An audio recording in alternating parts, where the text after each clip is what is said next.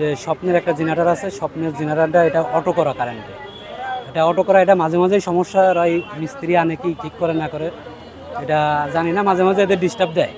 তা আজকে হঠাৎ করে আমি উপরে ছিলাম, এই দ্বিতীয় তলায় ছিলাম, তখন আর কি আমাদের দারোয়ান আমাকে ডাক দিছে যে ভাই এরকমের স্বপ্নের জেনারেটর অটো চলায় বন্ধ হচ্ছে না, এর ধোঁয়া বেরোচ্ছে। তখন আমি দৌড় দিয়ে এসে পরে ওদের ডাকাইছে, ওদের দুইবার ডাকাইছে, ওদের একজন স্টাফ আইসে দেখে চলে যাওয়ার পরে আবার যাওয়ার পরে বলে যে আমরা হেড অফিসে জানাইছি।